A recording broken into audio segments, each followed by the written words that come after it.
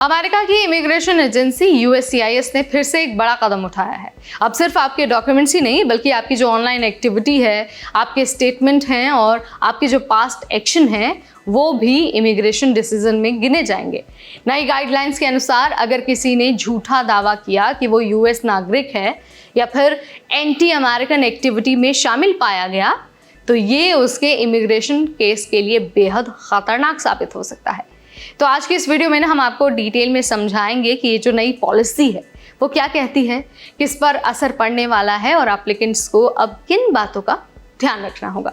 नमस्कार, आप देख रहे हैं NBT टेक एड और मैं हूं आपके साथ नेहा उपाध्याय। अमेरिका की देखिए जो इमिग्रेशन एजेंसी है USCIS, उसने कहा है कि वो अपनी स्क्रीनिंग और वेटिंग प्रोसेस को और ज़्यादा स्ट्रॉन्ग बना रही है। क्यों? ताकि कोई भी झूठी जानकारी देकर या फिर फेक डॉक्यूमेंट से या फिर फ्रॉड करके इमिग्रेशन बेनिफिट्स न ले पाए। पहला बड़ा अपडेट आया है false claims of US citizenship, यानी अगर कोई खुद को झूठा अमेरिकन सिटीजन बताता है। पहले कई बार ये देखा जाता था कि लोग कह देते थे कि अरे मुझे लगा मैं तो एलिजिबल हूँ या फिर मुझे कानून की जानकारी नहीं थी, लेकिन अब USCIS ने साफ साफ कह दिया है कि आपकी इंटेंशन बहुत मायने रखती है। मतलब अगर गलती से भी आपने गलत दावा कर दिया कि आप अमेरिकन सिटीजन हैं तो आपको इनएडमिसिबल मान लिया जाएगा। सीधे शब्दों में कहें तो अमेरिका में एंट्री या फिर स्टेटस बदलना आपके लिए बहुत मुश्किल हो जाएगा। 2019 के एक मामले में USCIS ने कहा है कि वही केस अब फाइनल रेफरेंस रहेगा। इसके पहले डिपार्टमेंट ऑफ होमलैंड सिक्योरिटी यानी कि DHS की पॉलिसीज कुछ डिफेंस अलाउ करती थी, जैसे उम्र कम थी, दिमागी समझ कम थी या फिर आपको लीगल नॉलेज नहीं थी। लेकिन अब ये सारी चीज़ें ना डिफेंस से हट गए हैं।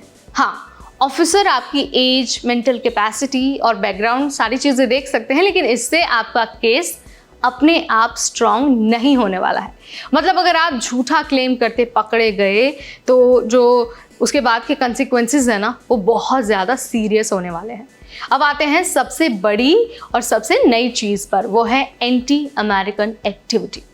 तो देखिए USCIS ने कह दिया है कि अब से अगर कोई इमिग्रेंट या फिर कोई एप्लीकेंट एंटी अमेरिकन आइडियोलॉजी को प्रमोट करता है, एंटी सेमेटिक टेररिज्म से जुड़ा है या फिर ऑनलाइन ऐसा कंटेंट फैलाता है जो देश के खिलाफ है, तो ये उनके इमिग्रेशन केस में बहुत बड़ा नेगेटिव फैक्टर माना जाएगा।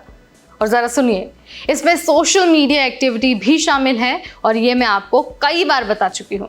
मतलब आपका जो फेसबुक है, आपका जो ट्विटर है, इंस्टाग्राम है, टिकटॉक है, कहीं भी अगर उस पर एंटी US कंटेंट या फिर आइडियोलॉजी दिखती है तो आपकी एप्लीकेशन पर इसका असर पड़ेगा। USCIS का कहना है कि अमेरिका के बेनिफिट्स जैसे कि यहाँ पर रहना और काम करना प्रिविलेज हैं, कोई अधिकार नहीं है, और ऐसे लोगों को ये प्रिविलेज नहीं देना चाहिए जो देश से नफरत करते हैं। तो साफ शब्दों में कहें तो अगर आपकी ऑनलाइन एक्टिविटी या फिर एसोसिएशन किसी एंटी US ग्रुप से जुड़ी हुई है तो एप्लीकेशन रिजेक्ट होने के चांसेस बहुत बढ़ जाएंगे। अब सवाल ये है कि इससे सबसे ज़्यादा असर किसको होने वाला है। तो देखिए ये गाइडेंस कई एप्लीकेशंस पर लागू होगी। EB-5 investor petitions, green card applications या फिर जो वीज़ा एक्सटेंशन है या फिर जो वर्क परमिट है यानी कि जो एम्प्लॉयमेंट ऑथराइजेशन है या फिर जो पैरोल रिक्वेस्ट है, उन सब पर असर पड़ेगा। तो चाहे आप स्टूडेंट हैं, वर्कर हैं या फिर इन्वेस्टर हैं, ये नई स्क्रीनिंग हर किसी पर लागू होने वाली है। और ये जो पॉलिसी है वो ऑलरेडी 19 अगस्त 2025 से लागू हो गई है। मतलब पुरानी और नई सभी पेंडिंग एप्लीकेशंस पर इस नए नियम का असर होने वाला है। अब यहाँ पर देखिए कुछ लोग कह रहे हैं कि ये थोड़ी कंट्रोवर्शियल है क्योंकि एंटी अमेरिकन की कोई डेफिनेशन क्लियर नहीं है। अगर कोई सिर्फ सरकार की पॉलिसीज को क्रिटिसाइज कर दे तो क्या उसे भी एंटी अमेरिकन माना जाएगा? अब देखिए इसका रिस्पांस देते हुए लीगल एक्सपर्ट्स कह रहे हैं कि इससे ऑफिसर्स को बहुत ज़्यादा पावर मिल गई है और हो सकता है कि डिसीजन मेकिंग में बायस भी आ जाए। तो ये देखना बाकी है कि प्रैक्टिकली ये पॉलिसीज कैसे इंप्लीमेंट होंगी और इसका असर आगे क्या हो सकता है। तो भाई ये थी USCIS की नई अपडेट।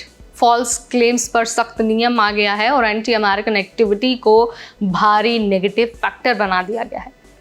तो आप इसके बारे में क्या सोचते हैं, आपका क्या विचार है, कमेंट के जरिए आप मुझे बता सकते हैं। इस वीडियो में फिलहाल इतना ही। तब तक मुझे यानी नेहा को दीजिए इजाजत। Keep watching NBT tech add.